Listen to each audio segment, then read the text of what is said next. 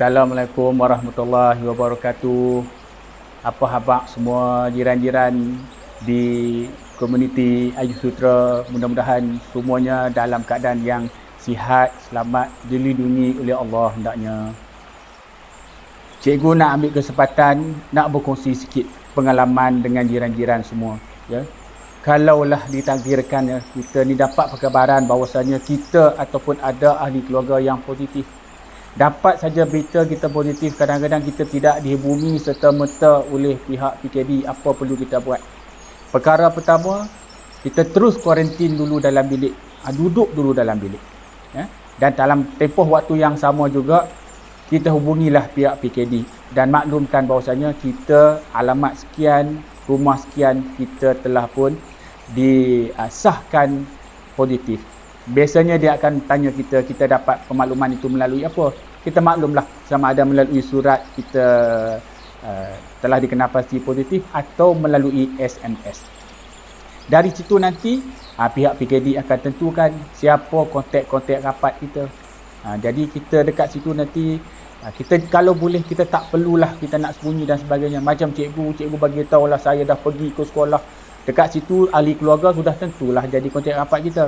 Jadi cikgu pula bila dah pergi sekolah, 7 lagi staf cikgu dah jadi kontak rapat. Maka kita perlu maklumkan siapa kontak rapat untuk memudahkan pihak PKD untuk menjalani pula swab test kepada mereka. Dan pada waktu yang sama, kita doakanlah kontak-kontak rapat dengan kita ni, mudah-mudahan mereka ada negatif. Lepas tu, bila kita dah dapat tahu semua, pastikan kita buat laporan PKD untuk memulihkan. PKD mengatur satu temujanji kita di CAC. Sekarang ni wallahualam lah, sebab CAC pun makin sibuk. Cikgu dulu buat saja temujanji di CAC, dapat melalui SMS tarikh temujanji di tarikh temujanji di CAC tu, pergi ke sana dan di situ nanti kita akan ditentukan sama ada kita ni boleh kuarantin di rumah ataupun kita terpaksalah kuarantin di MAEPS.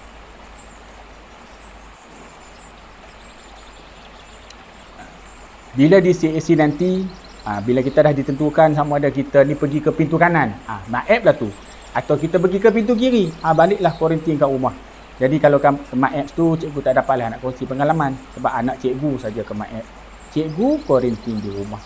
Bila kita kuarantin di rumah, satu kita minta, ini pengalaman cikgu berkongsi, ya. Kita kuarantin di rumah, kita duduk dalam bilik. Ini nasihat yang cikgu bagi, info yang cikgu kongsi bukannya datang dari cikgu sendiri. Alhamdulillah kami ni cikgu-cikgu adalah doktor yang in charge warga-warga pendidik di daerah Petaling. Kami merujuk dengan doktor demikian, jadi dia bagi panduan dan nasihat. Dia kata kalau kita kuarantin dalam bilik, nasihat dia jangan kita bebas, jangan pegang sebarangan barang-barang yang berada dalam bilik tersebut. Baju yang dalam almari pun kalau boleh jangan bersilih ganti banyak sangat. Lagi banyak barang kita sentuh, lagi banyak baju yang kita pakai, maka lagi banyaklah nanti benda-benda yang perlu kita sanitize apabila kita lepas daripada tempoh kuarantin nanti. Jadi sebolehnya elaklah duduk je lah dalam bilik tu. Cikgu pakaikan melekat je. Okay? Jadi barang-barang makanan yang ahli keluarga kita hantar ni, cikgu bagi contoh, ya. Bila pintu tu diketuk, kena tunggu sekejap. Bagi yang hantar tu beredar dulu sekejap. Bagi satu tempoh masa 2-3 minit.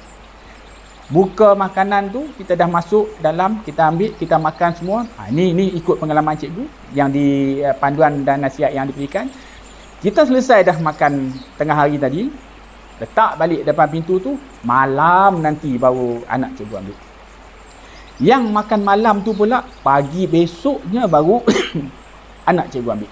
Jadi katanya biarlah ada satu tempoh masa supaya tidak berlaku sentuhan-sentuhan. Jadi itu panduan yang diberikan dan itulah panduan yang cikgu nak berkongsi.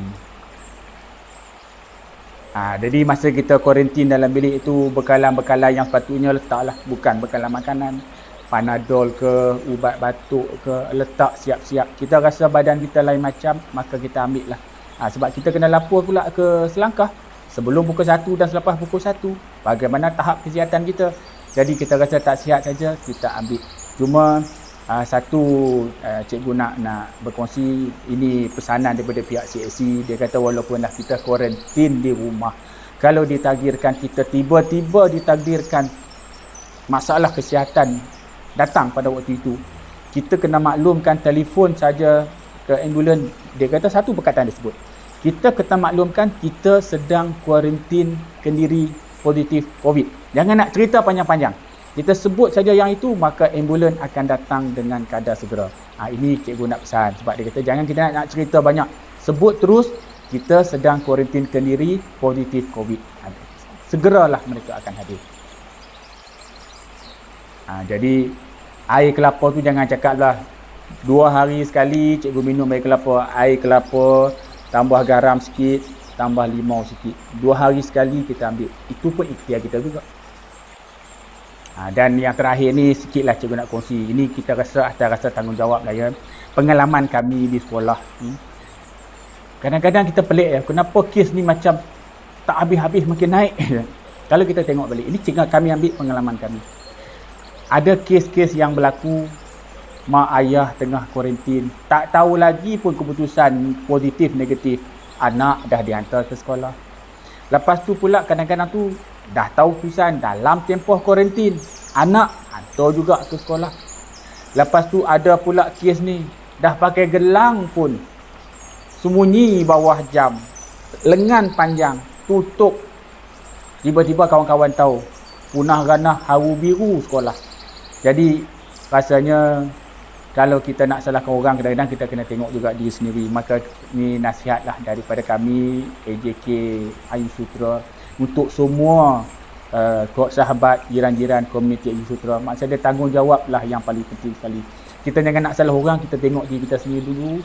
SOP juga, tetapi rasa tanggungjawab itu sangat penting. Maknanya dekat sini, kalau ditakdirkan ada ahli keluarga kita yang sedang menunggu keputusan, sedang dikuarantin, apatah lagi pakai gelang, maka lebih baiklah kita tak payah pi mana-mana. Lepas tu maklumlah pada kami AJK, mana-mana AJK KRT Ayu Sutera, ataupun kalau payah sangat maklum pada jiran, batu jiran boleh maklum pada kami, bukannya atas tujuan apa. Sebab atas tujuan nawaitunya satu je, nak membantu meringankan beban yang ditanggung oleh ahli keluarga dalam komuniti kita semasa dalam tempoh kuarantin. Cikgu nak mengambil kesempatan daripada hati kecil cikgu nak ucapkan berbanyak-banyak jutaan terima kasih. Dalam tempoh 18 hari cikgu kuarantin lama tu, sebab 2 kali kuarantinnya, banyak dibantu oleh jiran-jiran, sahabat-sahabat cikgu yang di luar. Jiran-jiran kita paling dekat sekali siapalah? Jiran lah ya, yang menghantar dan bertanya khabar. Jadi kepada jiran-jiran yang lain, kalau ditakdirkan dapat perkabaran positif, maklumlah bukan niat kami apa. Niat kami hanya AJK Ayu Sutera ni nak membantu sama-sama kita meringankan beban sahabat-sahabat jiran-jiran dalam waktu-waktu tempoh-tempoh yang mencabar ini. Jadi kepada Tuk Ketua, Abang Zul, rakan-rakan AJK KRT Ayu Sutera, memang tak ada apa yang boleh saya ucapkan, hanya Allah jua yang memalasnya. Maka di sini cikgu mewakili AJK KRT Ayu Sutera, maka anggaplah info dan pesanan cikgu ini adalah merupakan info dan pesanan khidmat masyarakat dari kami KRT Ayu Sutera. Ayu Sutera, simply the best. Lindung diri, lindung semua. Assalamualaikum warahmatullahi wabarakatuh.